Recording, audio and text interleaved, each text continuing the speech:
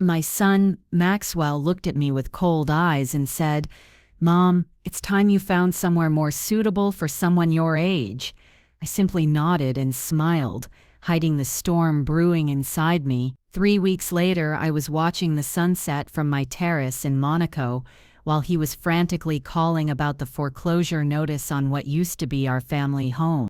I've been called Beatrice Sullivan for 68 years, though most people call me B. I've spent the last 35 years in the same two-story colonial on Maple Street, tending my award-winning roses and building memories with my late husband Harold. For 35 years I'd maintained that house with my own hands, repainting the shutters every other spring, refinishing the hardwood floors when they showed wear, and nurturing the garden that had been featured twice in the local paper. That morning had started like any other. I was in the kitchen preparing coffee when Maxwell and Penelope came downstairs. Maxwell was my only child, now 42, tall with his father's build and my stubbornness. Penelope was his wife of 3 years, a sleek, polished woman with expensive tastes and a smile that never quite reached her eyes. "Morning, Mom," Maxwell said, reaching for the mug I'd already prepared just the way he liked it, 2 sugars, splash of cream. "Good morning, dear," I replied, sliding a plate of freshly baked blueberry muffins toward him. "There's bacon keeping warm in the oven if you'd like some." Penelope appeared in the doorway, already dressed in her designer workout clothes, her blonde hair pulled back in a perfect ponytail. "Just herbal tea for me," she said, barely glancing my way. "And Maxwell, remember we have that conversation to finish." Maxwell cleared his throat, and I noticed he wouldn't meet my eyes. "Mom, Penelope and I have been talking about the house situation." I sipped my coffee, waiting. They'd been living with me for nearly 2 years now, supposedly temporarily, while they saved for their dream home. 2 years of them using my utilities, eating food I cooked, living rent-free in the house I'd spent a lifetime creating. "The thing is," Maxwell continued, fidgeting with his coffee spoon, "this place is getting to be too much for you to handle alone." "I handle it just fine," I said quietly. Penelope stepped forward. Be reasonable. The gutters need cleaning. The yard work is endless. And the property taxes keep rising. It's a lot for someone your age. Someone my age. As if 68 was ancient. As if I wasn't the same woman who still ran 3 miles every morning, taught piano to neighborhood children, and volunteered at the animal shelter twice a week. "What exactly are you suggesting?" I asked, though I already knew the answer. Maxwell looked relieved that I wasn't immediately objecting. "We've been researching some really nice senior living communities. Sunny Pines is only 20 minutes away, and they have activities, social events, people your own age to spend time with." People my own age? Another phrase that made my skin crawl. "I see," I said, carefully placing my coffee mug on the counter. "And what would happen to the house?" They exchanged a quick glance that told me everything. This wasn't about my well-being. This was about the house. "Well," Maxwell said slowly, "since the house is technically in my name now for tax purposes, Penelope and I would stay here. We'd take care of everything, of course." The house transfer. After Harold died 5 years ago, Maxwell had suggested putting the house in his name for tax purposes and to make things easier. In my fog of grief, I'd signed the papers without fully understanding the implications. My son, the financial advisor, had known exactly what he was doing. "How soon were you thinking?" I asked, my voice steady despite the earthquake happening in my chest. Penelope brightened, clearly taking my question as agreement. "We've actually scheduled a tour at Sunny Pines for next week. And we found this amazing interior designer who could start on renovations by the end of the month. The end of the month. They were giving me 2 weeks to vacate my home of 35 years so they could redecorate. I see, I said again, turning to rinse my coffee cup in the sink so they couldn't see my face. Well, I should probably start looking at my options then. That's my practical mom, Maxwell said, relief evident in his voice. He stood and kissed my cheek. You'll love Sunny Pines. They have bridge clubs and everything.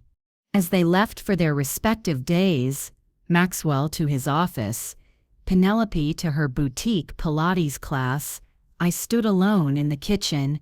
I'd designed myself 20 years ago. The morning sun streamed through the windows above the sink, illuminating the herb garden I'd planted in colorful pots along the windowsill. Basil, rosemary, thyme, all thriving under my care. I'd been a widow for 5 years, but this was the first time I truly felt alone. My son, the little boy I'd nursed through chicken pox and taught to ride a bike, the teenager I'd helped through heartbreaks and college applications, wanted me out of the way. I was an inconvenience to be managed, not a person to be respected. Something cold and clear settled in my chest as I looked around at the kitchen where I'd prepared thousands of family meals. This wasn't about my well-being. This was about Maxwell and Penelope wanting my house without the burden of me in it. I walked to my study, the smallest bedroom that I'd converted after Harold died. My computer hummed to life, the cursor blinking in the search bar like a question. I should have been researching senior living facilities, comparing amenities, and monthly rates.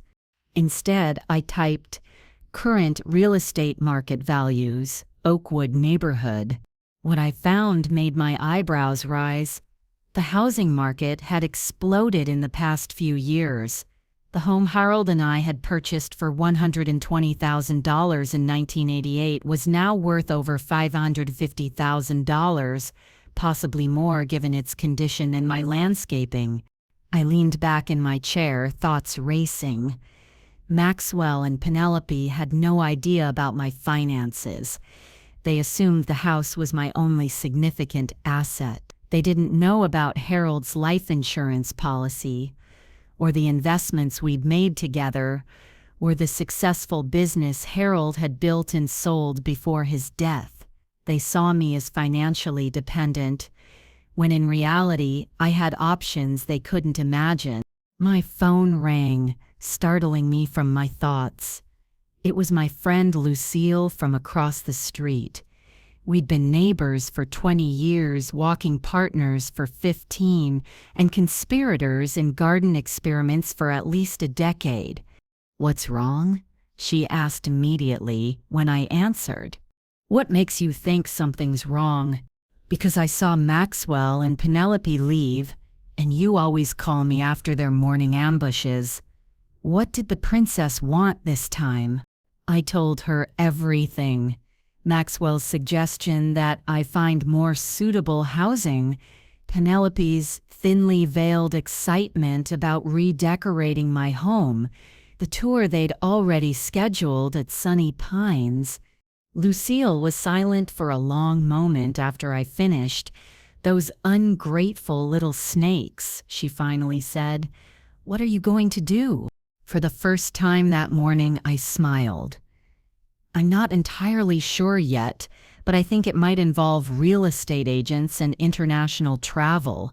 "Bea Sullivan?" Lucille laughed. "I've always said you were the most dangerous when you were quiet. Whatever you're planning, I want front row seats."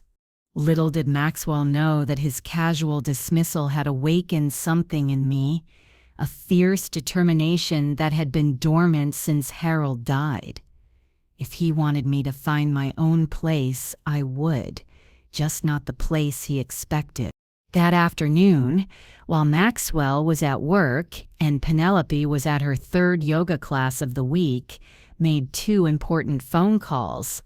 The first was to Jennifer Lawson, the most successful real estate agent in Oakwood. The second was to Richard Whitman, the financial advisor who had managed Harold's investments for 20 years. Jennifer arrived at my house precisely at 2 o'clock, her sleek car purring into my driveway like a satisfied cat. She was an efficient woman in her 50s with a keen eye for detail and a reputation for selling homes above asking price. "Mrs. Sullivan," she said warmly as I welcomed her inside. "It's lovely to meet you in person after all our phone correspondence. Your garden is even more beautiful than I'd heard." "Thank you," I said, leading her into the living room where afternoon light streamed through the windows I'd washed just yesterday. "I appreciate you coming on such short notice." Jennifer set her leather portfolio on the coffee table. Harold had built by hand 30 years ago. "You mentioned on the phone that you're interested in selling quickly. May I ask what's prompting the move?" I considered how much to reveal. "I'm ready for a change," I said simply. "My son thinks I should move to assisted living, but I have other plans." Jennifer's perfectly arched eyebrows rose slightly. "I see. And these other plans?" "Monaco," I said, enjoying the surprise that flashed across her professional facade. "Monaco," she repeated. "As in the French Riviera?" I nodded. "I've always wanted to live somewhere beautiful and historic, somewhere where being 68 doesn't automatically qualify me for the early bird special in crafting circles." Jennifer laughed, a genuine sound that made me like her immediately. "Mrs. Sullivan, I have a feeling this is going to be one of my more interesting listings." She opened her portfolio. "Let's talk about your home." For the next hour, Jennifer toured my house with the precision of someone who knew exactly what buyers looked for. She praised the original hardwood floors, the updated kitchen, the sunroom I'd added 15 years ago, and especially my garden with its carefully cultivated roses and perennial beds. "Given the location, condition, and current market," Jennifer said when we were seated again in the living room, "I believe we could list at $50,000–$75,000 and expect offers at or above that price, particularly if we create a bidding situation." The $705,000, the number took my breath away. It was nearly 5 times what we'd paid for the house. Combined with my other assets, it would give me complete freedom to live wherever I chose. "How quickly could we close?" I asked. "With the right buyer, 30 days. Cash offers could move even faster." 30 days. Maxwell had given me 2 weeks to disappear into Sunny Pines. I was giving myself a month to disappear to Monaco. "Let's do it," I said. As Jennifer prepared to leave, she paused at the door. "Mrs. Sullivan, may I ask a personal question?" "Of course." "Does your son know about your plans?" I smiled. "Not yet. He thinks I'm researching senior living facilities." A slow smile spread across Jennifer's face. "I'd love to be a fly on the wall when he finds out." As I was falling asleep that night, I realized something that made me laugh out loud in my empty bedroom. For years after Harold died, I'd felt like I was sleepwalking through life, going through the motions without any real purpose or joy. But today, planning my escape from the future Maxwell had chosen for me, I felt more alive than I had in years. My son thought he was consigning me to a smaller, quieter life. Instead, he'd inadvertently pushed me toward the biggest adventure I'd ever contemplated. While most people my age were downsizing to retirement communities, I was researching real estate in one of the most glamorous places on earth. While my son and daughter-in-law planned to redecorate my home, I was planning to reinvent my entire life. The next morning, while Maxwell was in the shower and Penelope was on the phone with her personal trainer, I slipped out to meet with Richard Whitman. His office was in a glass tower downtown, the kind of place that made you straighten your posture just walking through the lobby. I'd been there with Harold many times, but always as a silent partner in the financial discussions. Today, I walked in alone, wearing my best dress and a determination that must have shown on my face. "Beatrice," Richard said warmly, rising to greet me, "you look wonderful, different somehow." "I feel different," I admitted, settling into the leather chair across from his mahogany desk. "Richard, I need to understand my financial position completely, all of it." He looked surprised but quickly recovered. For the next hour, Richard walked me through numbers that made my head spin in the best possible way. Harold's life insurance policy, the proceeds from the sale of his construction business, 30 years of careful investments and retirement planning. When he finished, I stared at the final figure on his computer screen. $2.4 million, I said slowly, plus whatever I receive from the house sale. "Your husband was very smart about money, Beatrice, and very protective of your future." Richard leaned forward. "May I ask what's prompted this sudden interest in your finances?" "I'm moving," I said, "to Monaco." Richard's professional mask slipped for a moment, revealing genuine shock. "Monaco? That's unexpected." "For everyone, it seems," I replied with a small smile. "What would I need to live comfortably there?" Richard pulled up some calculations on his computer. "Monaco is expensive, but with your assets and the house sale, you could certainly afford a very nice lifestyle. You could purchase a luxury apartment outright and still have substantial investment income." As he walked me through the logistics of international banking and currency exchange, I felt something I hadn't experienced in years, the thrill of possibility. At 68, when most people thought my best years were behind me, I was about to begin a new chapter entirely on my own terms. While Maxwell and Penelope continued making their plans for my future, assuming my quiet compliance, I was making plans of my own. Jennifer listed my house the following day with professional photographs that made even me see my home through new eyes. The listing went live on Thursday morning. By Thursday afternoon, we had 4 showing requests. By Friday, we had Ben. That evening, I prepared a special dinner. Maxwell's favorite pot roast with roasted vegetables and homemade rolls. I opened a bottle of wine from the collection Harold and I had been saving for special occasions. "This is nice, Mom," Maxwell said as we sat down to eat. "What's the occasion?" "No occasion," I replied, serving him a generous portion. "I just wanted to do something special for my family." Penelope took a small portion of vegetables and ignored the pot roast entirely. "Have you had a chance to look at any senior communities yet?" she asked, dabbing her lips with her napkin. "I've been exploring my options," I said truthfully. "Great," Maxwell said, cutting into his pot roast. "We can go tour Sunny Pines together next week. I think you'll really like it, Mom. They have gardening clubs and everything." I smiled and refilled their wine glasses.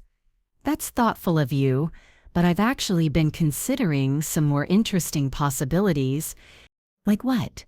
Penelope asked, a slight furrow appearing between her perfectly shaped eyebrows. "I'm thinking about a complete change of scenery," I said. "Somewhere I can really enjoy this next phase of life." Maxwell laughed. "Mom, be practical.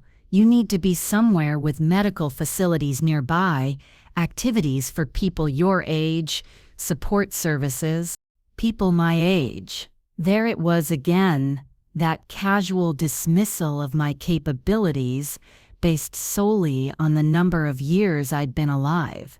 You might be surprised by what I can manage on my own, I said lightly, taking a sip of my wine. Neither of them picked up on the steel beneath my words. They were too caught up in their own vision of my future to notice that I was quietly charting a different course altogether. The weekend brought the first showings of my house. Jennifer had warned me it would be best if I wasn't home during these times, so I arranged to spend Saturday at Lucille's across the street, watching through her front window as prospective buyers arrived in a steady stream.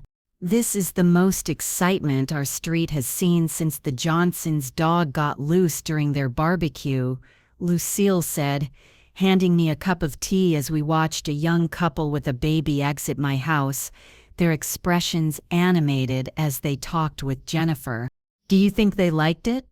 I asked. From the way they're gesturing at your garden, I'd say they loved it, Lucille replied. How many showings today? 6, I said. Jennifer thinks we'll have offers by Monday. Lucille turned to me, her expression suddenly serious. Are you really going to do this, Bea? Move to Monaco? I looked at my friend of 20 years, the woman who'd helped me through Harold's death and the long gray months that followed. I need to do this, Lou. I need to know who I am when I'm not being Maxwell's mother or Harold's widow. I understand, she said, reaching over to squeeze my hand, but I'm going to miss our morning walks and garden competitions. You could always visit, I suggested. I'll have a guest room with a view of the Mediterranean. Twist my arm, Lucille laughed. Then, peering out the window, she added, looks like Maxwell and Penelope just got home. They seem confused about all the cars. I glanced at my watch. Right on time. They're back from their couple's massage and lunch date. When are you going to tell them?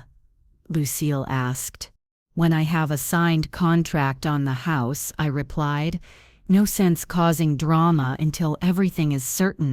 But as I watched my son standing in our driveway, his expression bewildered as another couple arrived for a sewing, I wondered how long I could keep my plan secret. The pieces of my new life were falling into place faster than I'd anticipated, and soon there would be no turning back. I didn't have to wait long for confirmation that my plan was working. Sunday morning, I was in the kitchen preparing coffee when Maxwell appeared in the doorway, his expression troubled.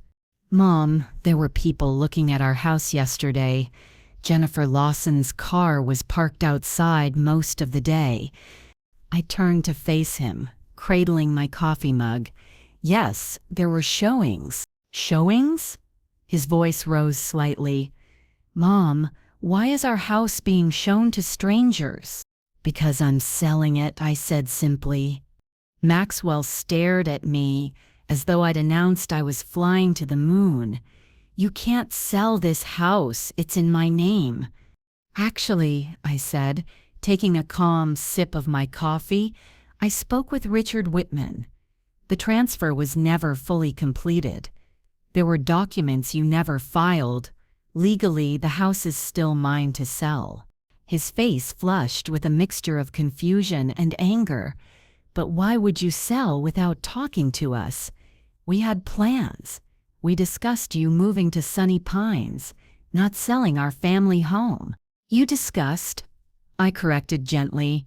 You and Penelope decided what was best for me without asking what I wanted. Now I'm deciding what's best for me. Penelope appeared behind Maxwell, still in her silk pajamas, her face a mask of alarm. What's happening? Mom's trying to sell the house, Maxwell said, his voice tight. But you can't, Penelope said, turning to me with wide eyes. Where would we live? And there it was, the real concern. Not where would I live, but where would they live if their free housing disappeared? I imagine you'll find a place, I said. You're both successful professionals. You'll manage. This is insane, Maxwell sputtered. Mom, you need to cancel those showings immediately. We need to talk about this rationally. We are talking rationally, I replied. You suggested I find my own place, and I agree it's time for a change. I'm simply taking your advice. His expression shifted into something I recognized from his childhood, the manipulative sincerity he used when he wanted something. Mom, please, we were trying to help you. Sunny Pines is perfect for someone at your stage of life. Someone at my stage of life, as if life came with a predetermined script and I was failing to follow my assigned role. Maxwell, I said, setting down my coffee mug, I've spent my entire adult life putting everyone else's needs before my own. I raised you, supported your father's career, maintained this home, and was there whenever anyone needed me. Now I'm choosing myself for once. I'm selling this house and using the proceeds to build a new life. Where? Penelope demanded. Where exactly are you planning to go? I smiled. Monaco. The silence that followed was so complete. I could hear the grandfather clock ticking in the hallway. Maxwell's face cycled through emotions like a slot machine. Confusion, disbelief, anger, and back to confusion. Monaco, he finally managed. As in the country in Europe? Mom, that's ridiculous. You don't speak French. You don't know anyone there. You've never even been to Europe. All true, I acknowledged. But I'll learn French, I'll meet people. And I've always wanted to see Europe. This is crazy, Penelope said, shaking her head. You can't just move to another continent at your age. At my age, those 3 words again wielded like a weapon to diminish my agency, to remind me that I should be settling for less, not reaching for more. Actually, I can, I said firmly. Jennifer expects we'll have multiple offers by tomorrow. Richard is arranging for the transfer of my other assets to international accounts. I've already been researching apartments in Monaco. Other assets? Maxwell's voice had gone quiet. What other assets? I looked at my son, seeing him clearly for perhaps the first time in years. He'd assumed I was financially dependent, that the house was my only significant resource, that I needed him more than he needed me. He'd never bothered to ask about my finances because he'd already decided what my life should look like. Your father left me very well provided for, I said. The house is just one part of it. I have more than enough to live comfortably in Monaco or anywhere else I choose. Maxwell sank into a kitchen chair, his face pale. I don't understand. Why wouldn't you tell me this? You never asked, I said simply. You assumed I needed your protection and guidance. You decided my future for me without considering what I might want. As I stood there watching my son and daughter-in-law struggle to process this revelation, I felt no triumph, no vindictive pleasure in their discomfort, only a calm certainty that I was finally taking control of my own story. The doorbell rang, interrupting the tense silence. I glanced at the clock. 10 o'clock. Exactly. That would be another showing, I said. You might want to make yourselves scarce. Prospective buyers prefer to see homes without the current occupants present. I left them sitting in the kitchen, still struggling to understand how their carefully laid plans had unraveled so completely. As I walked to answer the door, I felt lighter than I had in years. The path ahead was uncertain, filled with challenges I couldn't yet imagine, but it was my path, chosen freely and with purpose. What Maxwell and Penelope didn't realize was that in trying to push me into a smaller life, they had inadvertently pushed me toward a bigger one. In suggesting I find my own place, they had awakened in me a desire for true independence that had been dormant for too long. Monaco was waiting, and for the first time in decades, so was I. Monday morning brought exactly what Jennifer had predicted: multiple offers on my house. I sat at her office, reviewing the details of each one. The highest came from the young couple with the baby, offering $95,000, $20,000 above asking price, with a letter explaining how much they loved the garden and could envision raising their family there. "They're perfect," I said, looking at their earnest faces in the photo attached to their offer. "They'll love the house the way it deserves to be loved." Jennifer smiled as she prepared the acceptance paperwork. "They're pre-approved for financing. We could close in 30 days if that timeline works for you." 30 days is perfect," I replied, signing where she indicated. "That gives me time to make arrangements for the move and find a place in Monaco." Speaking of which, Jennifer pulled a folder from her desk drawer. I took the liberty of contacting a colleague who specializes in international real estate. She sent some listings in Monaco that might interest you. I opened the folder to find printouts of several apartments, each more beautiful than the last, but one in particular caught my eye. A 2-bedroom with a wraparound terrace overlooking the harbor, the interior filled with light from floor to ceiling windows. The floor's a herringbone pattern that reminded me of the Parisian apartments I'd seen in films. "This one," I said, tapping the photo. "Can your colleague arrange a virtual tour?" "I'll call her right away," Jennifer promised. That evening, I prepared dinner as usual, trying to maintain the routines of our household despite the seismic shifts happening beneath the surface.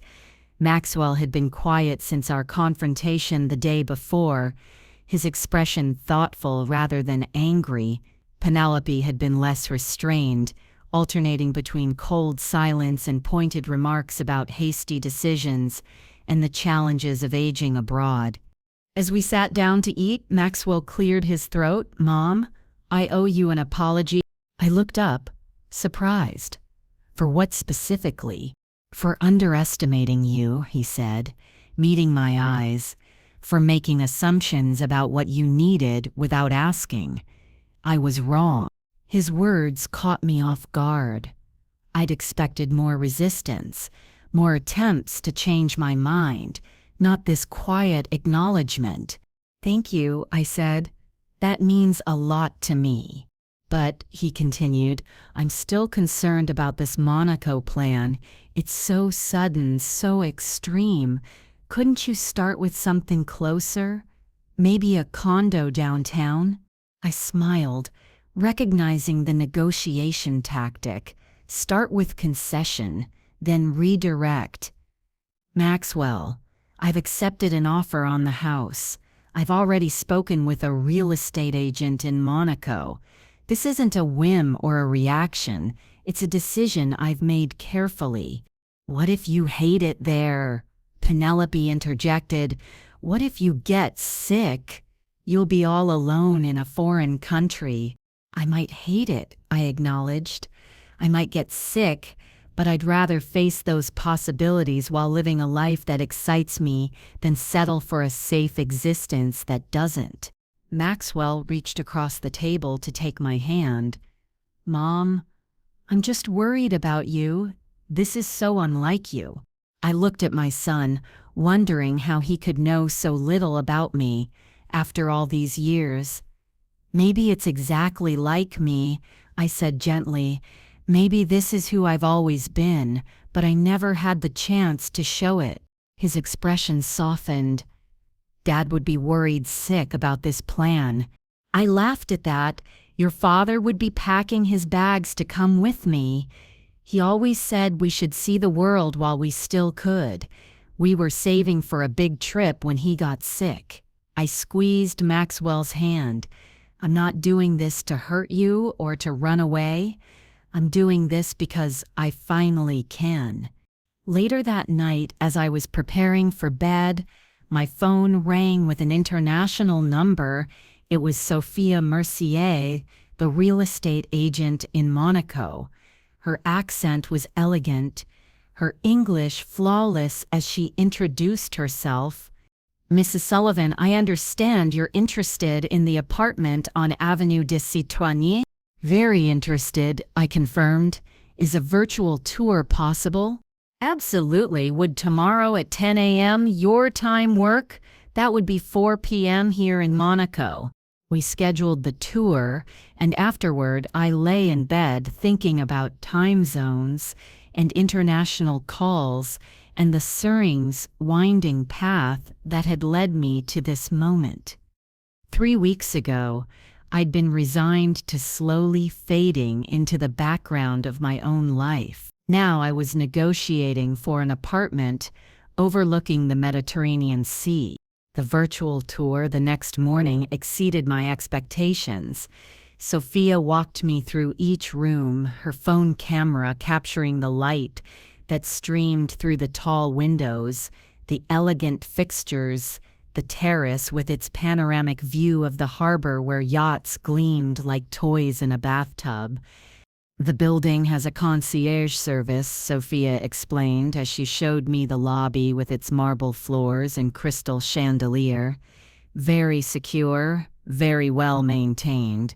Many international residents. The previous owner of this apartment was British, so all the appliances are familiar to American standards."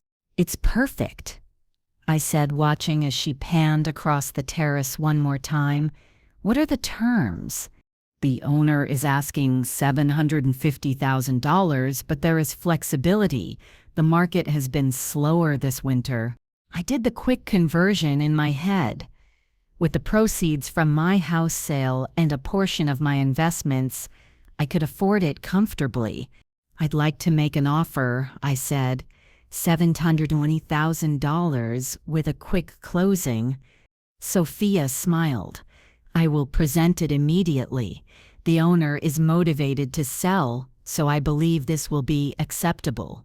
After we hung up, I sat in my study, surrounded by the artifacts of my old life, photos of Maxwell growing up, Harold's favorite books, the quilt my mother had made for our wedding, and tried to imagine my new one. Me, Beatrice Sullivan, living in Monaco, sipping coffee on that sunlit terrace, learning French from neighbors, exploring narrow European streets. It seemed impossible, and yet perfectly right, like a key finding its lock after years of trying wrong doors. My phone pinged with a text from Jennifer. "Inspection scheduled for Thursday. Buyers still very excited. Everything on track for 30-day close." 30 days. In 30 days, I would leave behind the life I'd known for something entirely new. The thought was terrifying and exhilarating in equal measure.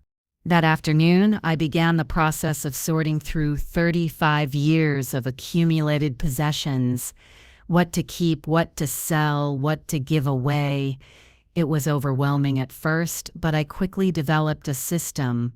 Only the most meaningful items would come with me to Monaco: family photos, a few pieces of jewelry, the quilt from my mother, Harold's favorite watch. I was in the attic, surrounded by boxes of Christmas decorations and outgrown toys, when Maxwell found me. "Need some help?" he offered, settling beside me on the dusty floor. "That would be nice," I said, passing him a box labeled Maxwell School Projects. He opened it, laughing at the contents: crude clay sculptures from elementary school, science fair ribbons, diorama of the solar system that had somehow survived decades in storage. "You kept all this stuff?" he asked, holding up a particularly misshapen clay bowl. "Of course I did. You made it for me."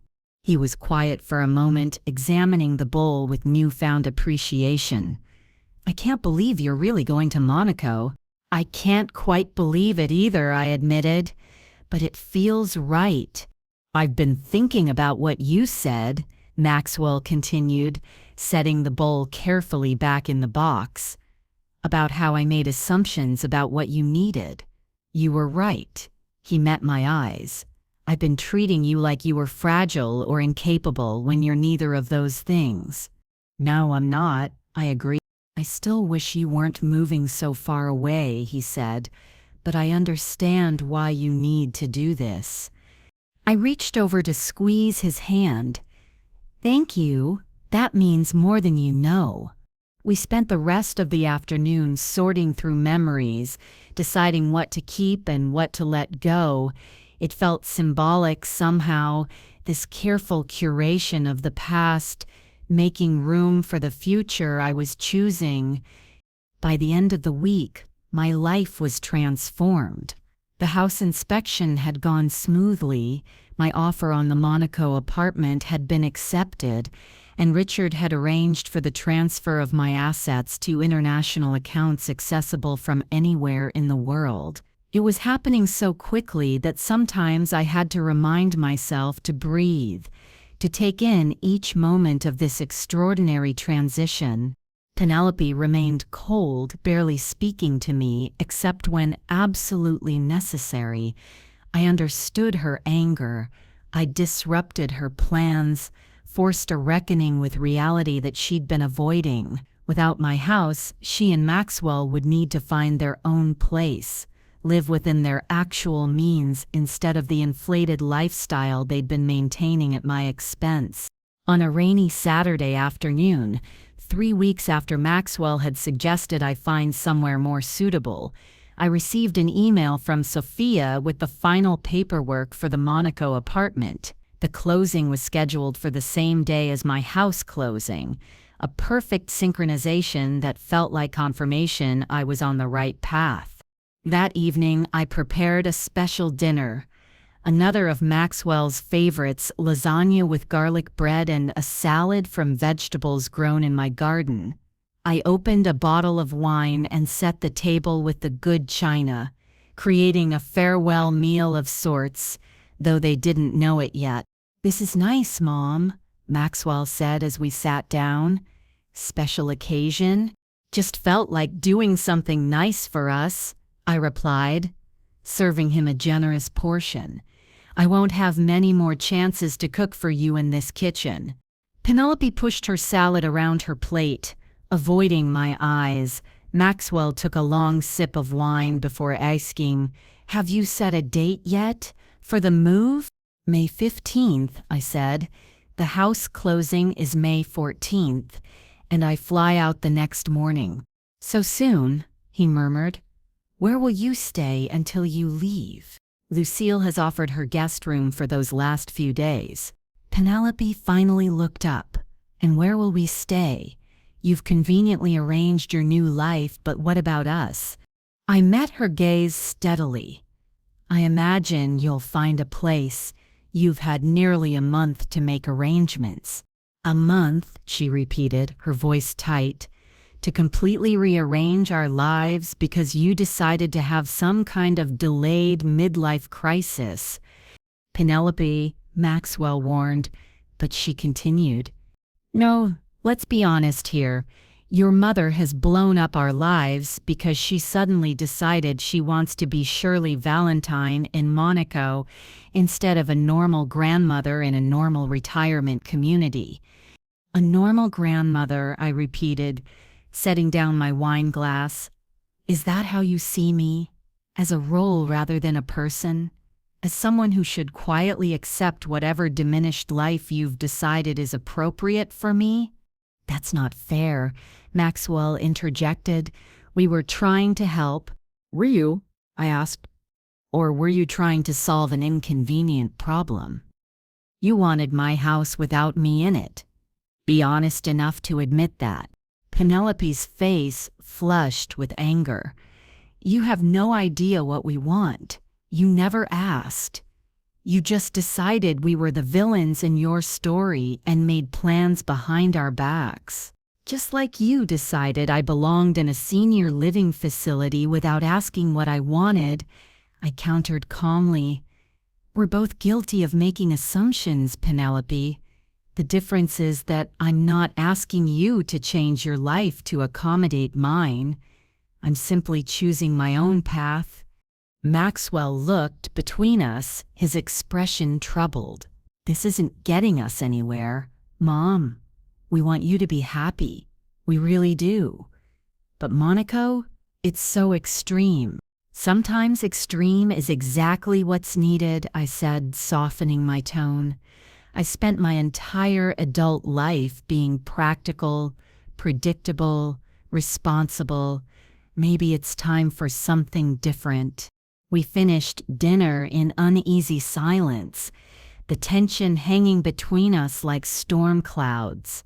I understood their confusion, even their anger. I'd upended their expectations, challenged their image of who I was supposed to be. It would take time for them to adjust to this new reality, time that would be easier with distance between us. Later that night, I sat on the porch swing Harold had installed for our 20th anniversary, watching fireflies blink in the garden darkness. The neighborhood was quiet, just the distant sound of a lawn mower and children's laughter breaking the evening stillness. I would miss this place, the familiar rhythms of American suburban life, the comfort of known routines, the ease of navigating a world where I understood all the rules. But as I rocked gently in the swing, I felt a growing excitement that overshadowed the nostalgia. Monaco would be challenging, disorienting, sometimes lonely, but it would also be beautiful, stimulating, filled with possibilities I couldn't yet imagine. At 68, when most people thought I should be settling into a smaller life, I was choosing expansion instead. The thought made me smile into the gathering darkness. The doorbell rang, startling me from my reverie. It was nearly 9 o'clock, too low for casual visitors. When I opened the door, I found Lucille standing there with a bottle of champagne and 2 glasses. "I saw the sold sign go up today," she said, stepping inside. "Thought we should celebrate properly." We settled in the living room, the space already looking different with some of my belongings packed away in preparation for the move. Lucille filled our glasses with bubbling champagne, then raised hers in a toast. To Beatrice Sullivan, who's about to show us all how to live a second act with style. I clinked my glass against hers. To new beginnings. "Have you told Maxwell about the closing date?" she asked after taking a sip. Tonight at dinner, he took it better than I expected. Penelope, not so much. Lucille rolled her eyes. "That woman has been planning to redecorate your house since the day they moved in. I've seen her measuring windows when she thought no one was watching." I laughed. "Well, she'll have to find new windows to measure now." "What about Maxwell? Is he still trying to talk you out of Monaco?" I considered the question. Not exactly. I think he's starting to accept that this is happening whether he approves or not. He's worried, of course. "Of course he is," Lucille said. "You're his mother. You're supposed to be predictable and available whenever he needs you." "That's the problem, isn't it?" I mused. We become so locked into these roles, mother, widow, grandmother, that people forget we're still whole people with our own desires and dreams. "Well, they're about to get a spectacular reminder," Lucille said, refilling our glasses. "I want weekly updates, you know, and photos. Lots of photos of your glamorous new Monaco life." I smiled at my oldest friend. "You could always visit. There's a second bedroom with your name on it." "Don't think I won't take you up on that," she warned. "I've always wanted to see where Grace Kelly lived." After Lucille left, I stood in my half-empty living room, looking at the spaces where furniture had been, the pale rectangles on the walls where pictures had hung. The house was already becoming less mine, preparing itself for its new family. The thought brought a strange comfort. The house would continue, loved and lived in, while I embarked on a new adventure. The next 2 weeks passed in a blur of activity. closing paperwork for both properties, international banking arrangements, visa applications, airline reservations. The logistics of relocating to another continent were daunting, but I approached each task with a methodical determination that surprised even me. Maxwell continued to help with practical matters, driving me to appointments, helping sort through the remaining household items, arranging for donations of furniture I wouldn't be taking with me. Our conversations had become more careful, more considerate on both sides. He was making an effort to see me as a capable adult, making her own choices, and I was trying to understand his genuine concern beneath the controlling behavior. Penelope remained distant, spending most of her time out of the house, presumably arranging for their new living situation, though she never discussed the details with me. The chill between us was regrettable but understandable. I had disrupted her carefully laid plans, forced her to confront a reality she'd been avoiding. Perhaps in time, when we both had adjusted to our new circumstances, we could build a different kind of relationship. A week before the closing, Richard called with news that made my heart race with excitement. "Beatrice, I've just received confirmation. All your financial transfers are complete. Your accounts are set up in Monaco and your funds will be available as soon as you arrive." "Thank you, Richard," I said, jotting down the account information he provided. "I can't tell you how much I appreciate your help with all this." "It's been my pleasure," he replied warmly. "Harold would be proud of you, you know. He always said you were braver than you gave yourself credit for." His words brought unexpected tears to my eyes. Harold had been gone for 5 years, but I still missed his steady presence, his unwavering belief in me. I liked to think he would have supported this decision, perhaps even joined me in this adventure if he'd lived. "I hope so," I said softly. "Just promise me one thing," Richard continued. "Send me a postcard from Monaco. My wife won't believe this story without proof." I laughed, wiping away a stray tear. "You'll get your postcard, and maybe an invitation to visit when I'm settled." The morning of the closing dawned bright and clear, a perfect May day with birds singing in the garden as if celebrating with me. I'd packed the last of my personal belongings the night before, 2 suitcases containing everything I needed for the first few weeks in Monaco, until the larger shipment of belongings arrived by sea. Maxwell drove me to the title company, the car unusually quiet without Penelope, who had claimed a last-minute work emergency.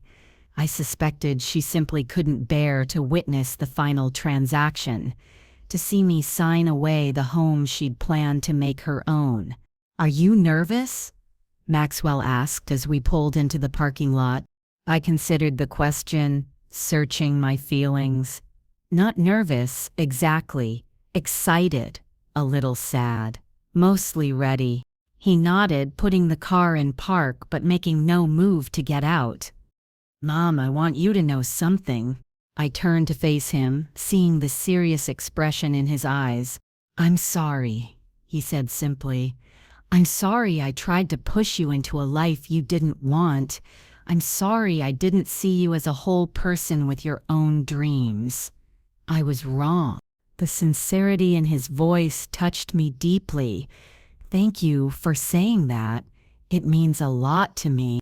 "I'm still worried about you going so far away," he admitted, "but I'm trying to respect your choice." I reached over to squeeze his hand. "That's all I ask. And Monaco isn't the moon, you know. There are phones and internet and airplanes. We'll stay connected." "Promise?" he asked, suddenly looking young and vulnerable. "Promise," I assured him. The closing process was surprisingly anticlimactic. A series of signatures, explanations of documents, the exchange of keys. Jennifer was there with the young couple purchasing my home, their excitement palpable as they prepared to begin their family story in the house where mine was ending. "We'll take good care of it," the wife assured me, her eyes bright with sincerity. "Especially the garden. It's what made us fall in love with the place." "I know you will," I said, handing her the keys with a sense of rightness. "Houses need to be loved. This one has been loved for 35 years, and now it's your turn." When it was over, when the paperwork was signed and the cashier's check was in my possession, I felt a strange lightness. The house that had sheltered me through marriages and motherhood, joy and grief, was no longer mine. And yet I didn't feel bereft. I felt free. Maxwell was quiet on the drive back to what had been our home but was now officially someone else's. The new owners had generously allowed me to stay one more night before they took possession, a kindness that gave me time for a proper goodbye. As we pulled into the driveway for one of the last times, I noticed Penelope's car parked at the curb. She was sitting on the front steps, her expression uncharacteristically subdued. "I thought you had a work emergency," Maxwell said as we approached.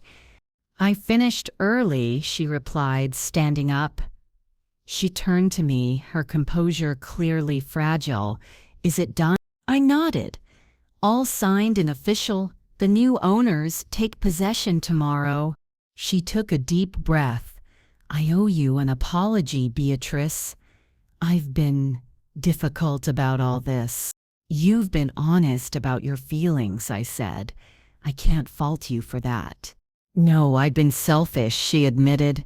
"I had this whole future planned out, and when you didn't follow the script, I couldn't adjust." She looked up at the house, her expression wistful. "It really is a beautiful home. I can see why you fought for it." "I wasn't fighting for the house," I said gently. "I was fighting for my right to choose my own path." She nodded slowly. "I'm beginning to understand that, and I wanted you to know that Maxwell and I have found an apartment. It's small, but it's in a nice neighborhood. We sign the lease next week." "I'm glad," I said, genuinely relieved that they had landed on their feet. "I never wanted to leave you homeless. I just needed to make my own choice." Penelope managed a small smile. "Well, when you're settled in Monaco, maybe we could visit sometime, if that's okay with you." It was an olive branch, tentatively extended but sincere. "I'd like that," I said. "My apartment has a guest room with a view of the harbor." That evening, my last in the house, was filled with a strange mixture of nostalgia and anticipation. I walked through each room, running my hands over familiar surfaces, saying goodbye to the space that had held so much of my life. In the master bedroom, I stood before the window where I'd watched countless sunrises, where Harold and I had planned our future, where I'd learned to live alone after his death. "I'm doing it, Harold," I whispered to the empty room. "I'm finally having that European adventure we always talked about. I wish you were coming with me." I swore I could feel his presence then, a warm certainty that he would have approved of this bold step, this reclaiming of my life as my own. It wasn't grief I felt in that moment, but gratitude for the love we'd shared and the strength it had given me to face this new chapter alone. The next morning, as dawn broke over the garden one last time, I finished my packing and prepared to leave. Maxwell and Penelope arrived early to drive me to Lucille's, where I would stay for my final night before flying to Monaco. As we carried my suitcases to the car, the new owners arrived, the young couple with their baby, their faces alight with excitement as they prepared to begin their life in what had been my home. I introduced them to Maxwell and Penelope, watching as they exchanged awkward pleasantries, this strange intersection of past and future. "We'll take good care of it," the husband assured Maxwell, echoing his wife's promise to me the day before. I know you will, Maxwell replied, and I was proud of the sincerity in his voice, the gracious acceptance of this transition. Before we left, I took one last walk through the garden, touching the roses I'd nurtured for days, whispering goodbye to the plants that had been my constant companions. The young wife followed me, her baby on her hip, watching curiously as I made my farewells. "I've never had a garden before," she confessed, "but I want to learn. Would you mind if I called you sometimes for advice?" I smiled at her. This young woman standing at the beginning of her journey in the place where mine was ending. "I'd like that very much," I said, giving her my email address. Gardens are meant to be loved and shared, just like homes. As we drove away, I didn't look back. The house was no longer mine to claim or mourn. It belonged to a new family now, a new story. My story was leading elsewhere, across an ocean to a place I'd never been, a future I couldn't yet imagine. "Are you okay, Mom?" Maxwell asked from the driver's seat, watching me in the rearview mirror. "I'm perfect," I said, and meant it. For the first time in years, perhaps decades, I felt completely aligned with my own truth, my own desire. I was 68 years old, starting over in a foreign country, and I had never been more certain of any decision in my life. Lucille was waiting on her porch when we arrived, her smile bright with excitement for me. "The Monaco-bound woman of the hour," she called as we pulled into her driveway. My last day in America was filled with last-minute details, confirming flight arrangements, double-checking documents, making sure my international phone plan was activated. Maxwell and Penelope came for a farewell dinner at Lucille's, the atmosphere surprisingly light as we shared memories and made tentative plans for a visit once I was settled. "You have to call as soon as you land," Maxwell insisted. "And every day for the first week at least." I laughed. Every day might be a bit much with the time difference, but I promised to check in regularly. "And send pictures," Penelope added. "I want to see this amazing apartment with the harbor view." "Lots of pictures," I agreed, "of everything." As they were leaving, Maxwell pulled me into a tight hug. "I'm proud of you, Mom," he whispered. "Terrified for you, but proud." His words were the final confirmation I needed, that despite his initial resistance, my son was beginning to see me clearly, to recognize the woman I was rather than the role I'd played in his life. It was a precious gift, this acknowledgement of my personhood separate from my motherhood. That night, my last on American soil, I slept fitfully, waking several times with my heart racing from dreams of missed flights and lost passports. But beneath the anxiety was a current of pure excitement, a certainty that I was moving toward rather than away from something essential. Morning came early, with Lucille tapping gently on the guest room door. "Rise and shine, a national woman of mystery," she called. "Your chariot to the airport leaves in an hour." The drive to the airport was surreal.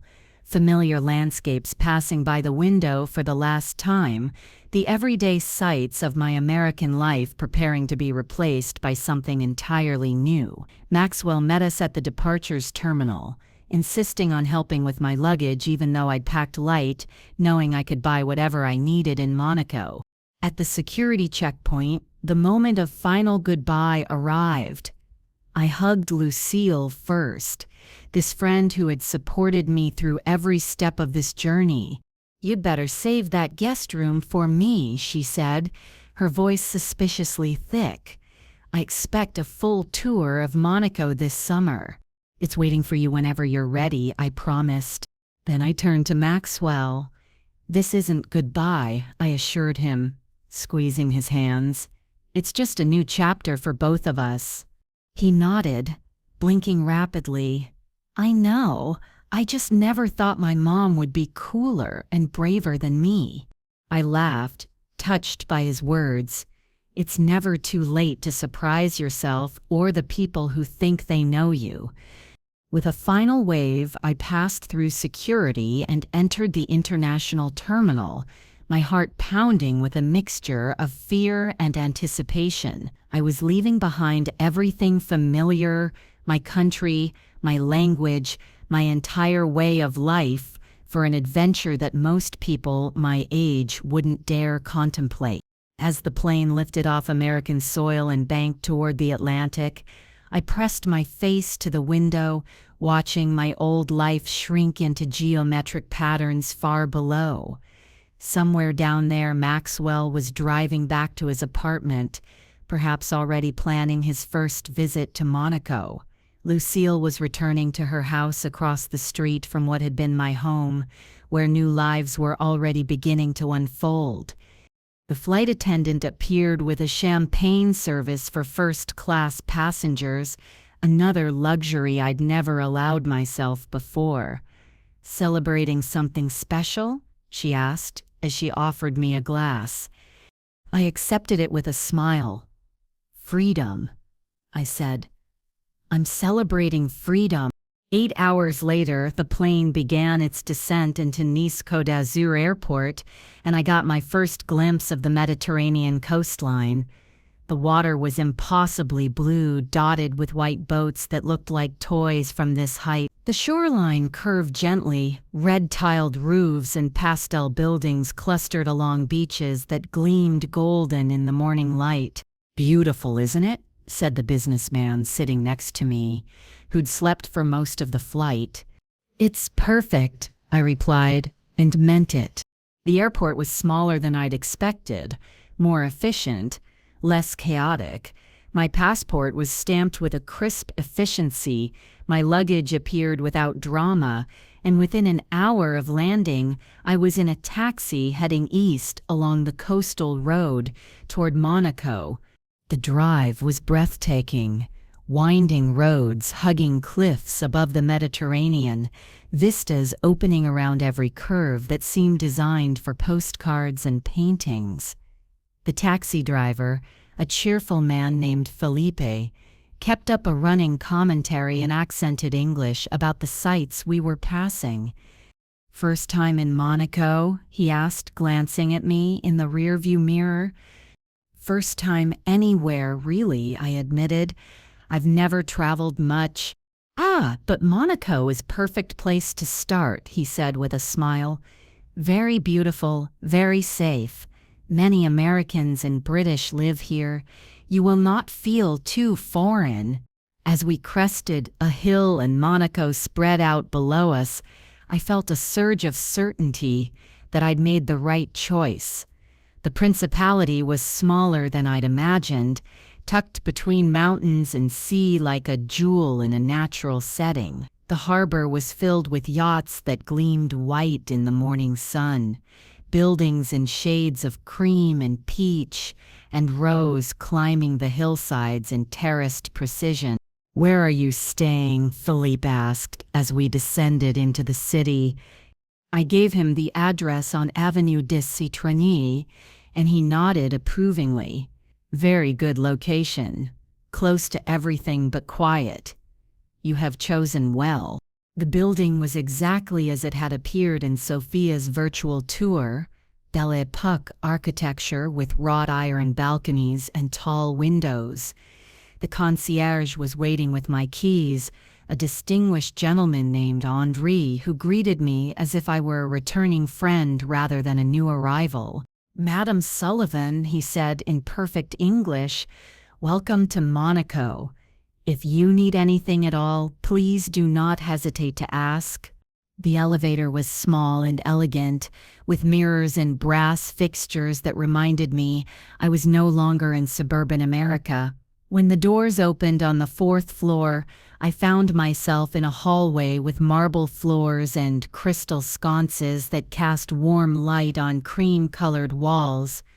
Apartment 4B was at the end of the hall, and when I opened the door with my new keys, I stepped into the life I'd chosen for myself. The apartment was flooded with morning light from windows that stretched from floor to ceiling. The furniture was elegant but comfortable, a mix of antiques and modern pieces in shades of cream and blue that reminded me of the sea visible from every window. But it was the terrace that took my breath away. I walked through the French doors and stepped onto a wraparound balcony that offered a panoramic view of the Mediterranean. The water stretched to the horizon, deep blue and glittering with sunlight. Below, the harbor was alive with activity, yachts coming and going, people strolling along the waterfront, the everyday life of a place that still seemed like a dream to me. I stood there for a long time, breathing air that tasted of salt and possibility, listening to the sounds of a city speaking a language I didn't yet understand, but was eager to learn. My phone buzzed with a text message from Maxwell: "Landed safely? Call when you can." I would call him soon, share this moment with him as best I could through words and photos. But first, I wanted to absorb it fully myself, this incredible new beginning I'd created through one simple act of courage, choosing myself. I unpacked my few belongings, arranging family photos on the antique writing desk by the window, placing Harold's watch in the drawer of my bedside table. Then I made my first cup of coffee in my new kitchen, carrying it out to the terrace where I could watch the morning unfold over the Mediterranean. Somewhere across the ocean, Maxwell was probably still trying to process the reality that his mother now lived in Monaco. Penelope was perhaps beginning to reorganize their small apartment, adjusting to a life without the spacious home she'd counted on inheriting. Lucille was likely telling all our neighbors about her friend who'd moved to the French Riviera instead of sunny Pines. But those were concerns from another life, another continent. Here, on this sun-drenched terrace, overlooking one of the most beautiful harbors in the world, I was simply Beatrice, not a mother, not a widow, not a role or a function or an expectation. Just a woman beginning a new chapter exactly as she chose. I raised my coffee cup in a small toast to the Mediterranean, to Monaco, to the courage it had taken to choose myself after a lifetime of putting others first. To new beginnings, I said aloud. And in the distance a seagull called back as if the whole sparkling coastline was welcoming me home. 6 months into my Mediterranean life, I woke to the sound of waves lapping against the harbor wall and sunlight streaming through my bedroom window. The morning air carried the scent of salt and fresh bread from the boulangerie on the corner, a combination I'd come to associate with my new life. I stretched luxuriously in my bed, still sometimes amazed to find myself here, in Monaco, in this beautiful apartment with its view of the harbor, in a life entirely of my own making. The transition hadn't been seamless, of course. There had been moments of paralyzing homesickness, days when the language barrier left me frustrated and isolated, times when I wondered if I'd made a terrible mistake. But those moments had grown fewer and farther between as I settled into the rhythm of my new life. My French was improving steadily thanks to twice-weekly lessons with Madame Rousseau, a retired school teacher who lived in the building. I'd made friends, a surprising number of them actually, expatriates from around the world who'd been drawn to Monaco for various reasons, and locals who'd welcomed me into their circle with unexpected warmth. There was Catherine, a British artist in her 70s who'd moved here after her divorce 15 years ago and never left. She'd introduced me to the local art scene and convinced me to try watercolor painting, something I'd always wanted to explore but never made time for in my previous life. There was Jean-Paul, the owner of the cafe on the corner, who corrected my French with gentle humor and saved me a table by the window whenever I came in for lunch. His wife, Marie, had taken it upon herself to introduce me to proper French cooking, inviting me to their home for dinner once a week, where she patiently taught me to make bouillabaisse and ratatouille. And there was Helena, an American widow like myself, who'd been living in Monaco for 20 years and had become my closest friend and cultural interpreter. She'd guided me through the intricacies of local customs, introduced me to her wide circle of friends, and helped me navigate the practical aspects of life in a foreign country. My days had developed a pleasant rhythm: morning coffee on the terrace, watching the harbor come alive, French lessons or watercolor class, or volunteering at the local library's English reading program, lunch with friends at one of the cafes along the port, afternoons spent exploring Monaco's museums and gardens or taking the train to nearby French towns, evenings of quiet reading or dinner with new friends or concerts in the park. It was a life I'd never imagined for myself back in America, a life filled with new experiences and challenges that kept me engaged and growing in ways I hadn't for years. My phone rang as I was finishing my coffee, Maxwell's weekly call right on schedule. Despite the 6-hour time difference, we'd established a Sunday routine, afternoon for him, evening for me, to catch up on each other's lives. "How's Monaco's most glamorous resident?" he asked when I answered. I laughed. "Hardly glamorous. I spent yesterday planting herbs on my terrace and getting soil under my fingernails. Still sounds pretty good to me. It's pouring rain here, and I just finished fixing a leak in my ceiling."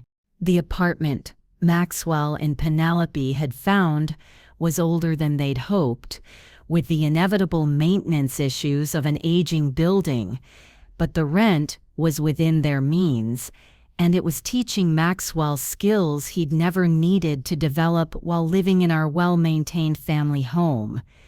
"How's the job?" I asked. Maxwell had taken a promotion at his financial firm, one that required longer hours but came with better pay. "Challenging but good," he said. "I'm learning a lot, and the extra money helps, especially now that—" He trailed off, but I knew what he wasn't saying.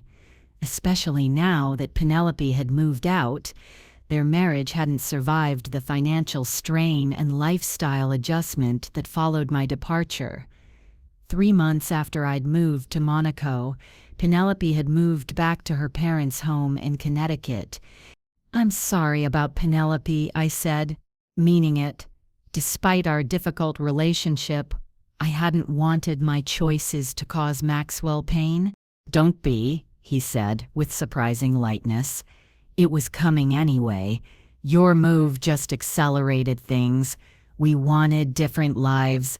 She wanted status and appearances. I wanted, I don't know, something more authentic, I guess." "Like your old mother running off to Monaco?" I teased. He laughed. "Something like that. You set a pretty high bar for following your dreams, Mom." After we hung up, I sat on my terrace, watching the yachts glide in and out of the harbor below. Maxwell's weekly calls had evolved from anxious check-ins to genuine conversations between adults who were developing a new kind of relationship, one based on mutual respect rather than obligation or dependence. My phone pinged with an email notification, photos from Lucille, who'd visited for 2 weeks in July and couldn't stop talking about her Monaco adventure to everyone back home. She'd sent pictures of us at the Monte Carlo casino, dining at a waterfront restaurant, exploring the Prince's Palace. "Missing my Monaco tour guide," she'd written. "Start planning our next adventure." Another ping brought an email from the young couple who'd bought my house. They'd sent photos of the garden in full summer bloom, the roses I'd nurtured for decades now thriving under their care. "The midnight blue roses you recommended are doing beautifully," the wife had written, "and the herb garden has been providing fresh basil all summer. Thank you for creating such a beautiful space for us to inherit." I smiled, touched by their thoughtfulness. The house was clearly loved, which was all I'd ever wanted for it, and I was building something new here, creating a life that reflected who I truly was rather than who others expected me to be. Later that afternoon, as I was preparing for a concert in the park with Helena and some of our friends, I received a text from Maxwell. He'd sent a photo of himself standing in front of a travel agency window featuring a display about Monaco. "Starting to plan my Christmas visit," he'd written. "Any special requests from America?" I texted back, "Just you. That's all I need." As I walked to meet my friends, the Mediterranean glittering to my right, the elegant buildings of Monaco rising to my left, I thought about the strange path that had led me here. Maxwell's careless suggestion that I find somewhere more suitable had been meant as a dismissal, a convenient way to remove me from his path. Instead, it had been the catalyst for the greatest adventure of my life. I'd found my own place, all right. Not in a senior living facility where I could be managed and contained, but in one of the most beautiful places on earth, where every day brought new possibilities and every sunset promised another tomorrow to fill as I chose. At 68, I'd learned that life doesn't end when your children no longer need you, when your spouse dies, or when people start referring to your age as if it were a limitation. It ends only when you stop believing in your own capacity for joy, for growth, for adventure. I'd almost made that mistake. I'd almost let other people's limited vision of what my life should look like become my reality. But sometimes, when you're brave enough to choose yourself, the universe responds with opportunities you never dreamed possible. Monaco had been waiting for me all along. I just needed to be pushed off the cliff of other rebels' expectations to discover I could fly.